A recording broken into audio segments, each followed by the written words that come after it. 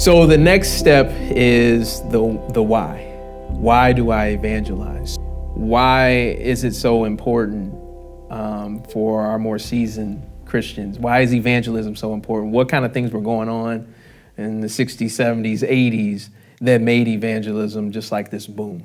Yeah, I don't know if I can give you all the depths of that answer, but I think some observations that I've made through the years is every generation has to come to that own place of realizing that life doesn't offer us everything we want. You know, there's an emptiness and a humility that comes, and whenever prosperity happens, a nation tends to turn away from the Lord, and when tough times come, we go like, wow, we really don't have the resources or the power or the love, whatever, to meet our needs at the core. So, we had Vietnam, we had the generation turned largely to drugs and sexual immorality and stuff, and they found out like, wow, that really doesn't satisfy and creates a whole degree of stress and mess in my life that I go like, wow, that's not the answer. And so there's a turning to Christ in that. And I think for me personally, I had to get to that place where, God could rent a skywriter and turn to God up in the sky, but, why would he want to use me? And I found that it's an incredible privilege that God allows me to partner with him to be part of his redemption story for all of humanity, and I get to participate. I get to be on the winning team with him, and he's revealed his good news to us, and he asks us to be the heralds or the proclaimers of that hope. And for me, it was very honoring. It's like, wow, you want me, Lord, to be part of this incredible plan that you have for all of humanity? I get to tell my friends.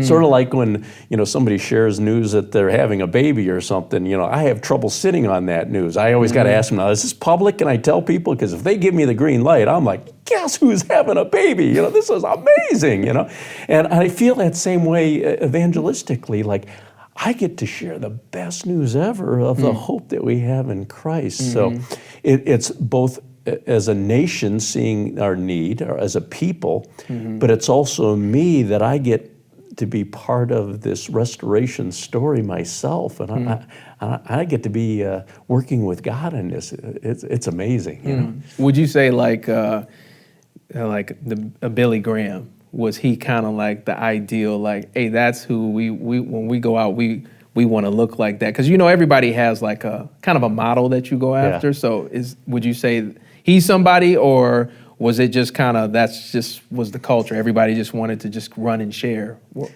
I think my generation and one before me, we're very facts-oriented. Here's a job, get it done. Let's get on it. But I think the current generation is a little bit more experiential. Like, I want to feel this for myself, and sort of a little bit more individualistic. So I think the styles have changed over the years, but the message certainly hasn't changed. And each one of us have a way to communicate the good news in our own style to our own generation. So that really hasn't changed, though the methods have. So you've talked about like why it's important, because you're like, man, I've got this message and I want to share it with everybody. But prior to that, we've gone to the same, come from the same alma mater, so go BG. So Bowling Green, that is. And who was PC before that, man? Like, why did that guy say, this is why I need Jesus? Yeah, I grew up in a non-Christian home, so neither of my parents ever went to church. My dad never darkened the door of church. My mom was in a cult for a while, but Wow.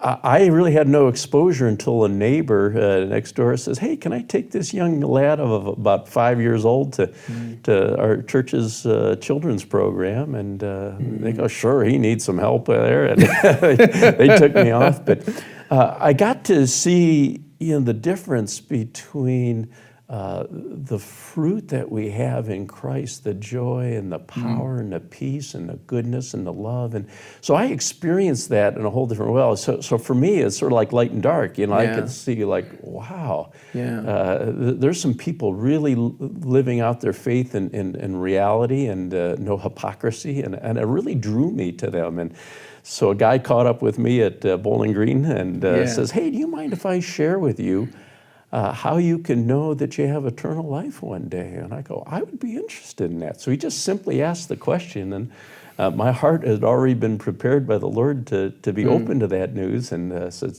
tell me. And he just took me through some simple scriptures that showed me how I could put my faith in Christ.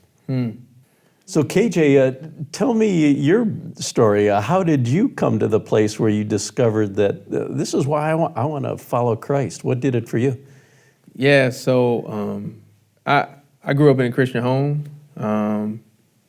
Parents tried to do the best that they could, but obviously they're not perfect.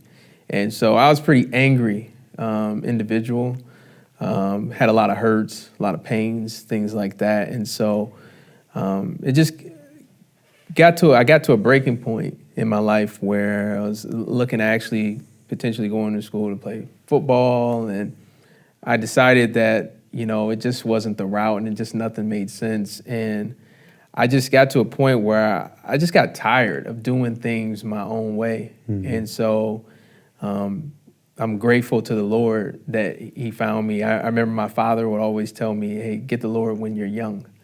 And I was like, what are you talking about? Because he was speaking parables, And so I remember when I finally surrendered, I just said, I had just I had done some partying. I had done the kind of typical things, just kind of being out on my own, making some bad choices.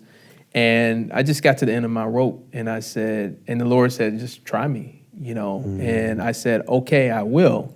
I'll do it your way. I've tried mine, and that hasn't worked, but I'll do it your way. And so I've never looked back. That was in 2003. So, how cool is that? Yeah, real cool. So I love that statement the Lord makes. He says, I'm the way, the truth, and the life. And nobody comes to the Father but by me. But you tapped into that life that's in Christ. You go like, this is satisfying.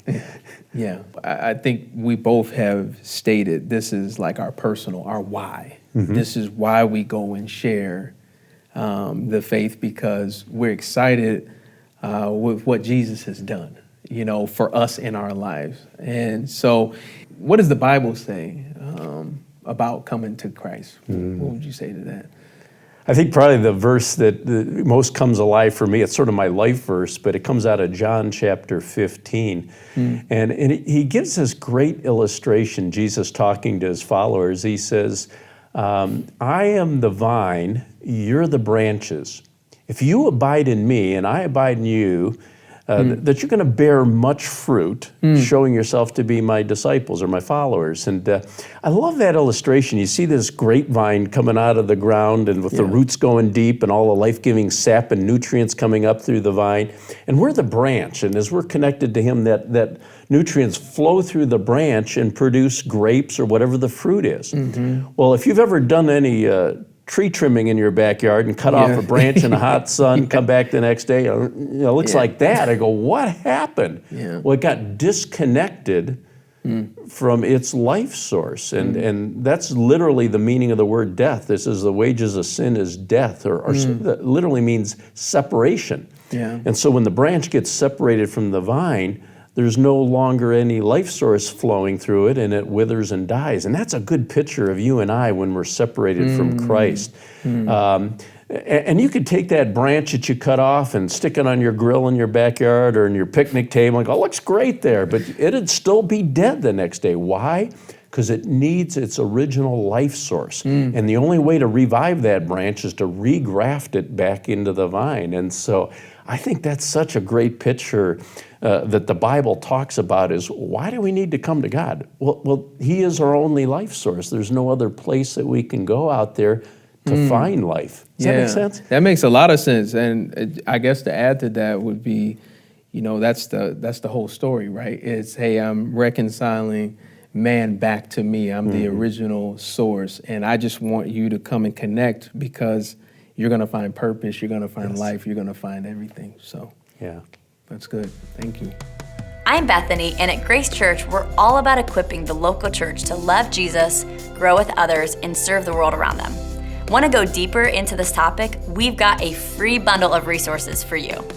The free download includes 2 videos that show what it might look like to apply what you're learning in real conversations, plus a printable PDF workbook for you to study the biblical topic of evangelism further. If you're a church leader, these 3 tools can help you engage with your congregation on this topic, but you don't need to be on staff at a church to get access to these free resources. It's for anyone. Just click the link in the description, fill out a quick form, and the download will be sent directly to your inbox. If you enjoyed this video and you'd like to get instant updates when our next videos are posted, be sure to hit that red subscribe button.